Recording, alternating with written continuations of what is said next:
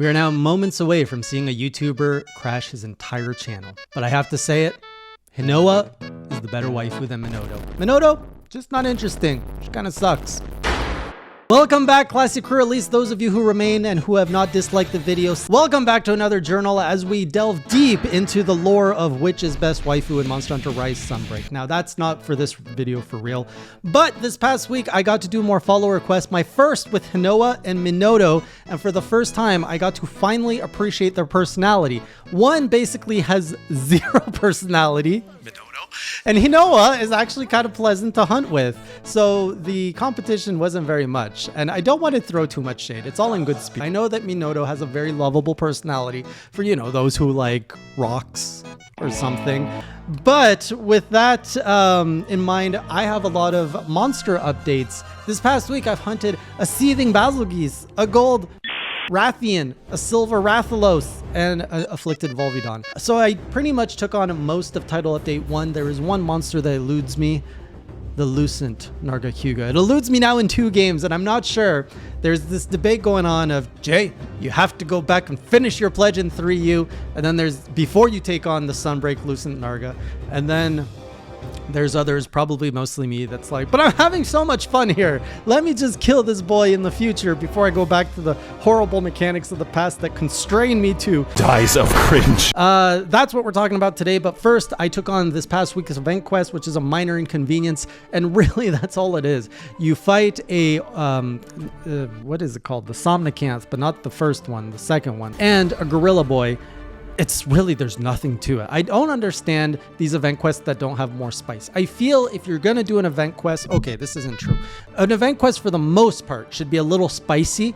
And then I would say the other should all give a unique collectible item gesture, like what they're doing.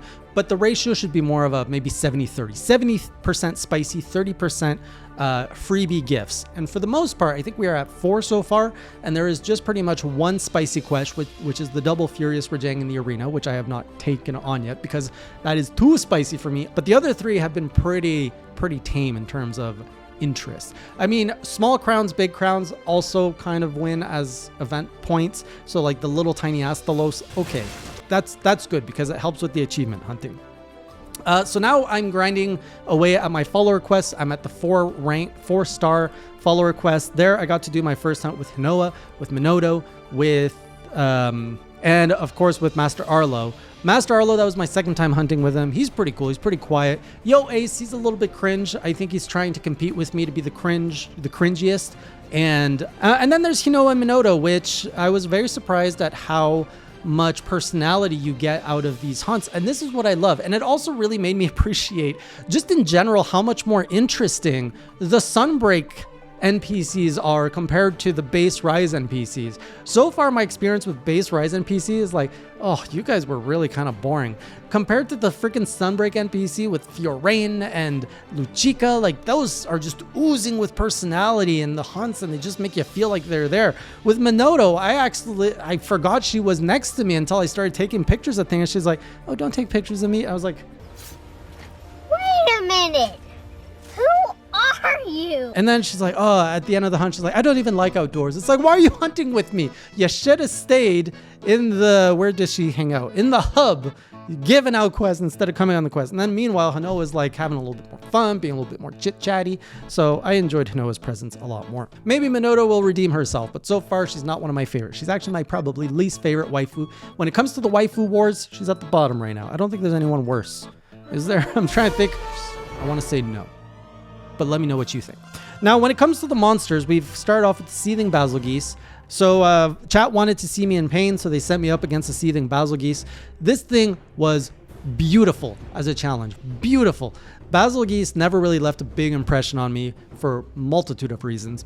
But the Seething Bazelgeuse, oh, he's turning up the flame. He is just throwing his blast grenades everywhere and nuking the ground. It is a lot more of an intense fight, and he's so aggressive with his charge, and he's a big chunky boy.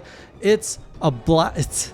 No pun intended. It is a blast to fight because he did cart me once, which made me sweat a little bit.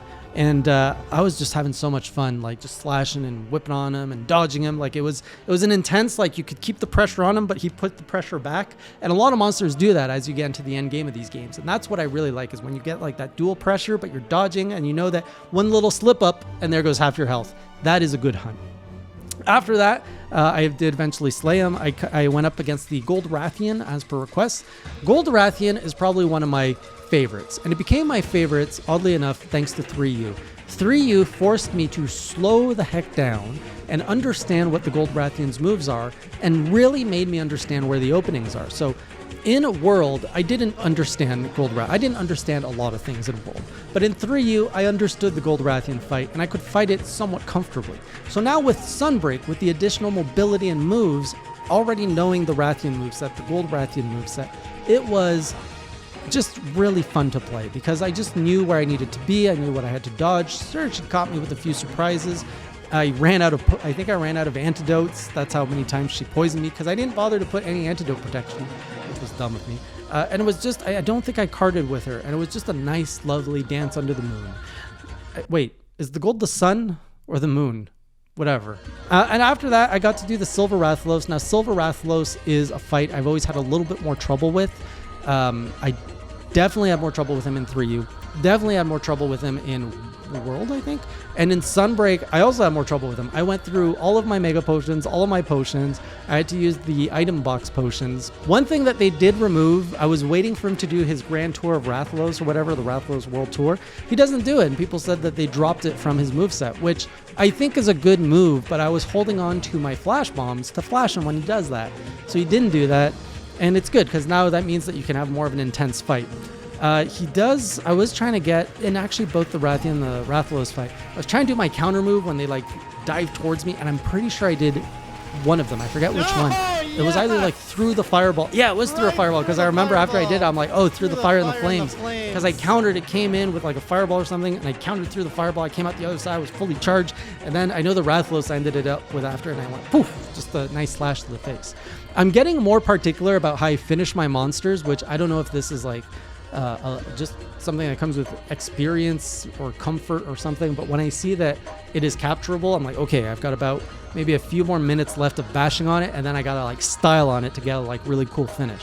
I didn't get a really cool finish yet, so I'm not good enough to predictably do it every time, but that is what I'm trying to do now. I want to look good killing monsters. It's not enough that they die. You gotta look like a freaking pro hunter that's like, you know, doing some JoJo poses. These are JoJo poses as your hunting monsters. All right, so that is, and then I thought I was going to do afflicted monsters, but I was so busy with my follower quests and with my title update quest that I only got to do one, which was the afflicted Volvidon. I'm like, oh, let's just try a different monster. And yeah, they're harder to fight. So I don't think I did anything else in terms of unlocking. Oh, with the Silver Rathalos, I do want to say I did put some poison protection, so I didn't have to deal with that BS as much. But yeah, I didn't get the chance to build another axe, and I did not get the chance to build any other like skills or armor. So the grind continues. There's still a lot of quests. I still have a lot of high rank quests, follower quests, arena quests, master rank quests. There's a lot to do before my pledge is complete here. Hopefully you will keep joining me on journals. In case you missed the other ones, I do recommend checking some of the ones that are listed around me. Check those out if you haven't already. Otherwise, I will see you on stream or the next journal. And until next time, keep it classy.